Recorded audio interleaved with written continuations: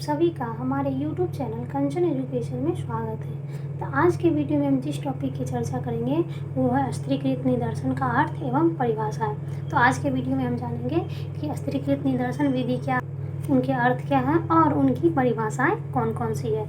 तो सीधा एवं सरल शब्दों में हम समझ सकते हैं कि समग्र को समान विशेषताओं के आधार पर विभिन्न वर्गों में विभाजित कर प्रत्येक वर्ग से दैव निदर्शन विधि से उचित संख्या में निदर्श के रूप में इकाइयों का जो हम चयन करते हैं उसको स्त्रीकृत निदर्शन विधि कहा जाता है।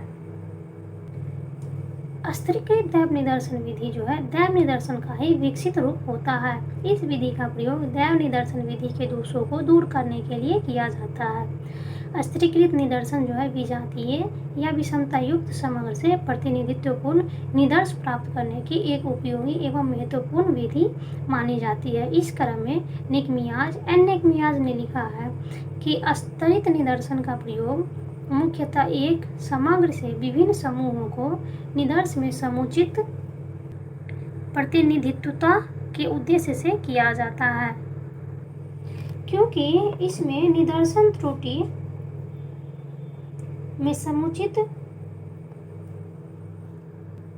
प्रतिनिधित्व के उत्पन्न होने की कम संभावना होती है। स्त्रीकृत निदर्शन के जो प्रथम स्तर पर समग्र को समान लक्षण के आधार पर कुछ वर्गों में विभाजित किया जाता है। दूसरे स्तर पर जो है प्रत्येक वर्ग से दैव निदर्शन विधि द्वारा उचित इकाइयों का निदर्श के रूप में चयन होता है। इस प्रकार जो है स्तरित निदर्शन में दैव निदर्शन की भी सहायता अपेक्षित है। इसलिए स्तरित निदर्शन को स्तरित दैव निदर्शन के नाम से भी जाना जाता है। स्तरित दैव निदर्शन जो है विषमता युक्त समग्र से प्रतिनिधित्व निदर्श प्राप्त करने की एक विधि है। इसके अंतर्गत सर्वप्रथम विषमता युक्त समग्र को समान लक्षण के आधार पर कुछ वर्गों या स्तरों में बांट दिया जाता है। ये समान लक्षण आयु, शिक्षा, पेशा, धर्म व जाति आदि कुछ भी हो सकता है। फिर प्रत्येक वर्ग या स्तर से साधारण दैव निदर्शन विधि की किसी उपयुक्त प्रविधि की मदद से उचित इकाइयों का निदर्श के रूप में चयन किया जाता है। इस प्रकार जो है इस विधि में विषमता युक्त समग्र को समजातीय स्तरों में बांटना होता है। फिर प्रत्येक स्तर से दैव निदर्शन विधि द्वारा निश्चित इकाइयों का चयन करना होता है। ये चयनित इकाइयां ही निदर्श है। तो अब हम बात करेंगे विद्वानों ने स्त्रीकृत दैव निदर्शन विधि को जो विभिन्न रूपों में परिभाषित किया है उनकी चर्चा अब हम करेंगे। तो सबसे पहले विद्वान है एम पाटेन। इन्होंने स्त्रीकृत निदर्शन विधि को परिभाषित करते हुए लिखा है कि पहले समग्र का दो या अधिक स्तरों या वर्गों में विभाजन, फिर प्रत्येक स्तर से निदर्श का चुनाव। यानी कि पहले जो है समग्र का दो या उससे अधिक स्तरों का वर्गों में जो है विभाजन किया जाता है, फिर उस स्तर से जो है निदर्श का चुनाव करना होता है। एम पाटन की परिभाषा जैसे जो है स्पष्ट होता है।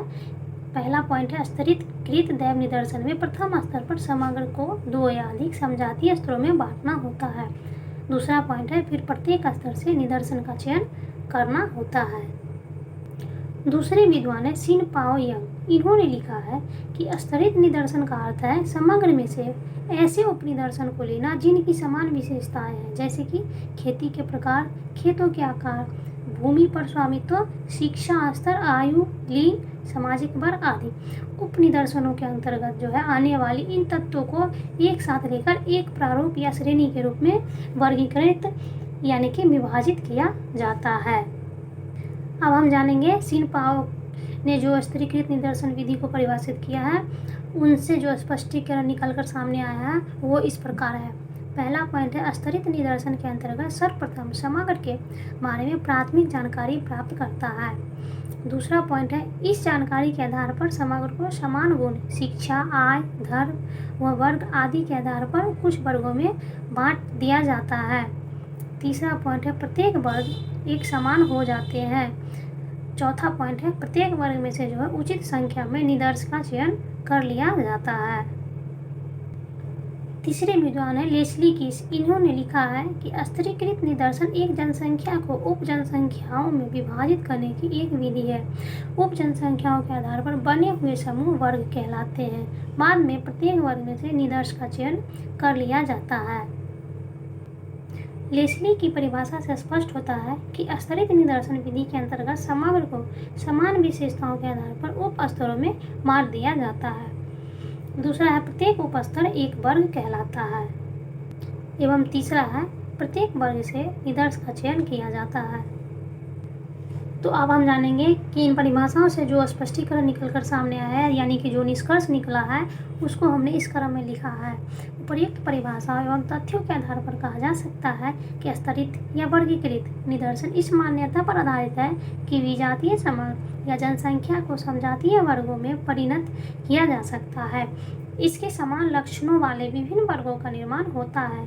फिर प्रत्येक वर्ग से दैव निदर्शन की विधि की किसी उपयुक्त प्रणाली, यानी कि लॉटरी विधि, कार्ड विधि एवं टिप्पट विधि से इकाइयों का चयन निदर्श के रूप में किया जाता है।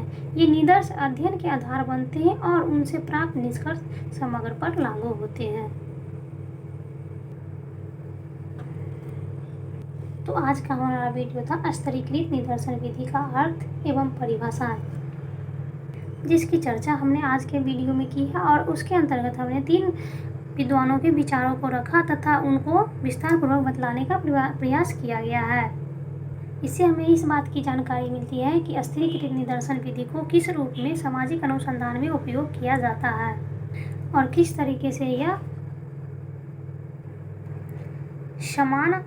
समग्र को समान लक्षण के आधार पर जो है कुछ वर्गों में विभाजित किया जाता है तथा दूसरे स्तर पर जो है प्रत्येक वर्ग से दैव निदर्शन विधि द्वारा उचित इकाइयों का निदर्श के रूप में चयन किया जाता है।